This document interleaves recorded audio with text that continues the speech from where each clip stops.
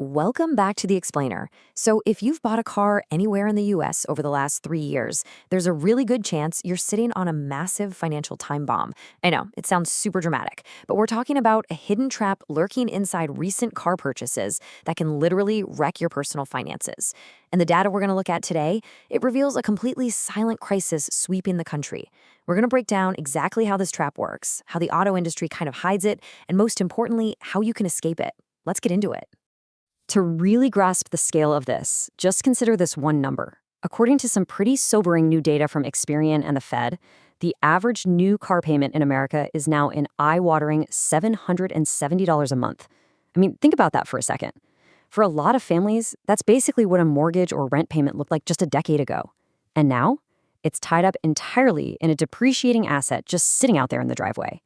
It's a huge strain on the monthly budget, but honestly, it's just the tip of the iceberg. Because when you take all those massive individual payments and add them up, total U.S. auto debt has surged to a staggering $1.685 trillion. The sheer speed of this debt pileup is just breathtaking. We're talking about trillions of dollars tied up in vehicles. And it's exactly this massive surge that sets the stage for this specific financial nightmare we're uncovering today. But here's what's truly alarming beneath all that debt. Right now, nearly 1 out of every 3 people trading in a car is doing it at a loss. 1 in 3. That means almost a third of consumers walking into a dealership today actually owe more on their auto loan than their current car is even worth. So this isn't just a few unlucky buyers making a mistake, it's become a widespread epidemic. It's a structural flaw in how we finance cars today. Okay, let's dive into this. The technical term for this core villain is negative equity, though you've probably heard it called being underwater on your loan. It simply means owing more on the loan than the car's actual market value. So say your loan payoff is 25 grand, but if you sold the car today, you'd only get 20 grand. Boom, you've got $5,000 in negative equity. But how did so many people end up here? Well, it really comes down to some highly aggressive financing tricks that dealerships use to hide the true cost of a car. Which brings us to the first big piece of the puzzle, the 84-month loan illusion.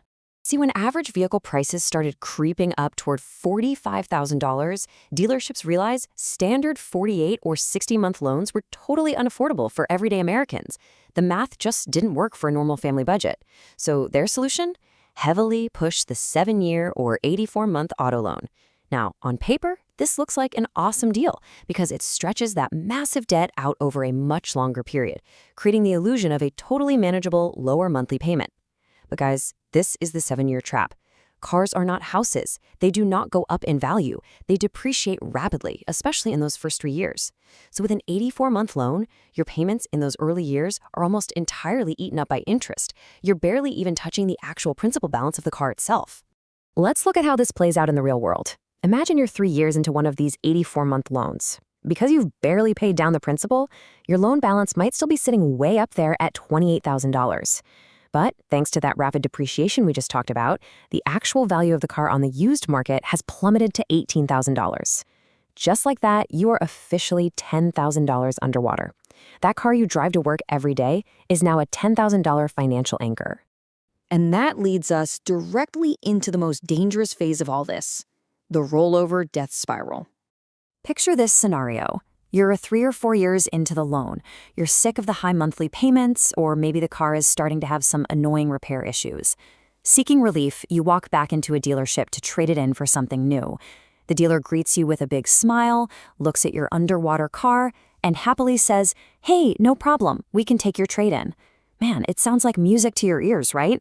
Like they're bailing you out of a terrible situation. But make no mistake.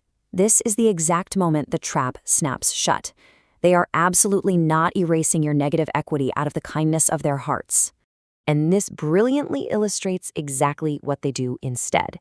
Let's say you pick out a brand new, pretty modest car priced at $35,000. What the dealership does is quietly take that $10,000 of negative equity from your old car and stack it directly onto the loan for your new car. So instead of financing a $35,000 vehicle, you are now carrying a $45,000 loan on a $35,000 car. The consequences of this math are just devastating. You're starting this brand new loan underwater on day one, and the gap is even bigger than it was before. But the real tragedy happens when people get caught in a pattern. If you repeat this vicious rollover cycle just twice, trading in an underwater car for another underwater car, it rapidly compounds your debt. The result? You can easily end up with a suffocating $900 monthly payment for a totally basic entry-level commuter car. It's a total spiral, and it is incredibly hard to break out of. But there is a way out. Let's talk about the 3-step escape plan. If you're watching this and realizing, uh-oh, I'm already underwater on my car, first of all, do not panic, but also absolutely do not ignore it. Here is a concrete, methodical action plan to get your finances back on solid ground. Step 1, calculate your true gap. You have to face the numbers. Look up your vehicle's realistic private party value on a site like Kelley Blue Book or Edmunds and subtract your exact loan payoff amount. You need to know that negative equity number down to the dollar. Step 2, refinance with a credit union. If your credit score is still decent, get that loan away from high-interest dealership financing and move it to a local credit union. Shaving even just 3% off your APR can save you thousands of dollars in interest over the life of the loan. And step 3, pay down the principal directly. Make extra, principal-only payments whenever you possibly can to aggressively shrink that gap. But the absolute golden rule of escaping the spiral is this: do not trade it in while you are underwater. You have to stop feeding the rollover trap. The absolute best thing you can do right now is just keep driving your current vehicle and keep making those payments until the loan balance finally equals the market value. It takes patience, I know, but it is literally the only true way to stop the bleeding. Look, this auto loan crisis is affecting working families in every single state, but understanding this math puts the power right back in your hands. Dealerships completely rely on consumers focusing only on the monthly payment, but knowledge is power. The absolute biggest takeaway you should have from this explainer today is to never ever agree to an 84-month loan just to make a car fit into your monthly budget.